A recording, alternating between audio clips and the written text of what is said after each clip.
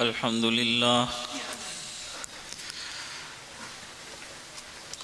لله نحمده ونستعينه ونستغفره ونؤمن به ونتوكل عليه ونعوذ بالله من شرور أنفسنا ومن سيئات أعمالنا من يهده الله فلا مضل له ومن يضلله فلا هادي له ونشهد أن لا إله إلا الله وحده لا شريك له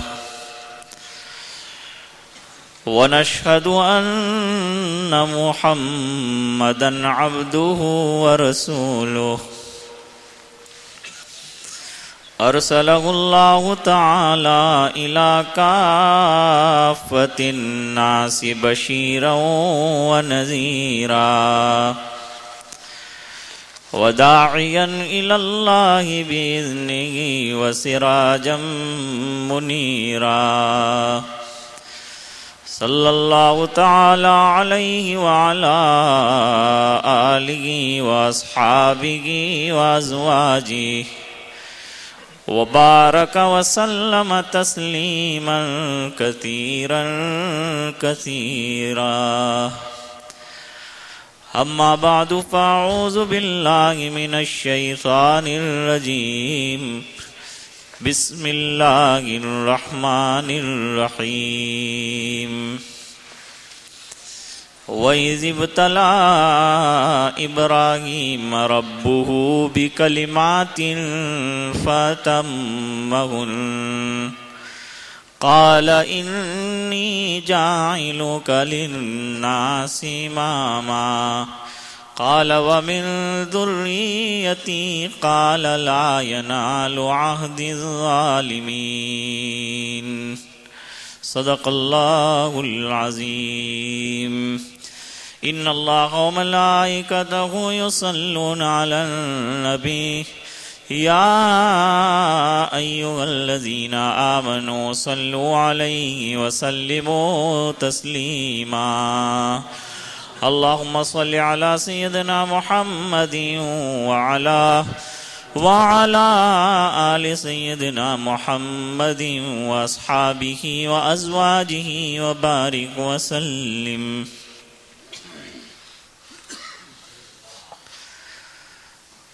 گزشتہ کل فاروق اعظم رضی اللہ تعالیٰ عنہ کے سلسلے میں کچھ باتیں عرض کی تھی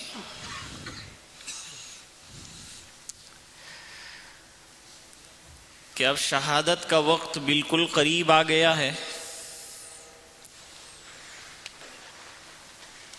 اور ایسے وقت میں تو انسان کو خود اپنا بھی ہوش نہیں ہوتا، دوسرے کو ہوش دلانا یہ تو بہت دور کی بات ہے۔ لیکن چونکہ صحابی ہیں نبی کریم صلی اللہ علیہ وسلم کے جلیل القدر، اس بنا پر ہر سانس اور ہر آن سچی بات پہنچانا اور دین کی بات پہنچانا اور اس کی تبلیغ یہ ان کا مزاج ہے۔ نبی کا مشن بھی بڑا عجیب و غریب ہوتا ہے۔ سیدنا یوسف علیہ السلام جب قید خانے میں پہنچے تو وہاں بھی دین کا کام شروع کر دیا۔ دو آدمی مل گئے تو وہ آئے تھے اپنی ضرورت لے کر، لیکن حضرت یوسف علیہ السلام نے سچی بات پہنچانا اور توحید کی ان کو دعوت دینا شروع فرمایا بڑی حکمتوں کے ساتھ۔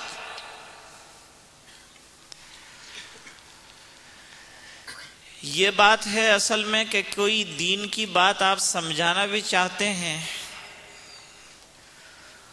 تو موجودہ دور اتنا نازک ہے کہ سچی بات کہنا بھی بڑا دشوار ہے، اور تھوڑا سا اس میں اگر بے ڈھنگا پن ہو جائے تو بجائے اس کے کہ فائدہ ہو نقصان بھی ہو جاتا ہے۔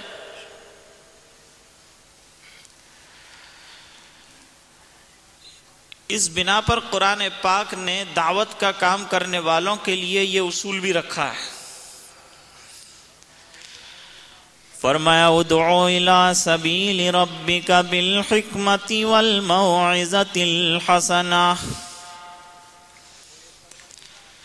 تیرے پروردگار کے راستے کی طرف بلانا چاہتا ہے تو حکمتوں کے ساتھ بلا۔ اور حکمت کس کو کہتے ہیں؟ حکمت تو اصل میں دین کی مخصوص سمجھ کا نام ہے۔ وَمَن يُؤْتَ الْحِكْمَةَ فَقَدْ أُوتِيَ خَيْرًا كَثِيرًا، یہ تو خاص اللہ تعالیٰ سمجھ عطا فرماتے ہیں، جس کے ساتھ بھلائی کا ارادہ فرماتے ہیں اس کو دین کی مخصوص سمجھ بھی عطا فرماتے ہیں۔ لیکن یہ بات ہے عجیب و غریب کہ سب سے زیادہ حکمت کے ساتھ جو بات پہنچاتے ہیں وہ انبیاء کرام ہوتے ہیں۔ دیکھیے نبی کریم صلی اللہ علیہ وسلم نے کس طرح سے دین کی بات پہنچائی ہے۔ کوہ صفا پر جب آپ کھڑے ہوئے،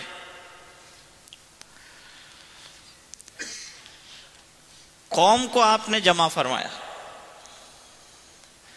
جمع فرمانے کے بعد آپ نے یہ فرمایا کہ میں اوپر کھڑا ہوں، تم لوگ مجھ سے نیچے بیٹھے ہوئے ہو، میں ایسی جگہ کھڑا ہوں جہاں سے اس طرف کیا ہے یہ بھی مجھے نظر آتا ہے، جیسے میں تم کو دیکھ رہا ہوں اس طرف کیا ہے وہ بھی دیکھ رہا ہوں۔ اب یہ بتاؤ کہ اگر میں تمہیں یہ کہوں کہ ادھر ایک بہت بڑا لشکر اور آرمی تم پر اٹیک کرنے کے لیے بالکل تیار ہے، تو بتاؤ میری بات مانو گے کہ نہیں؟ سب نے کہا کہ آپ کی امانت، آپ کی صداقت اور عقل کا تقاضا یہ ہے کہ آپ کی بات مانی جائے۔ تو فرمایا جیسے یہ بات تم مان رہے ہو، اس طرح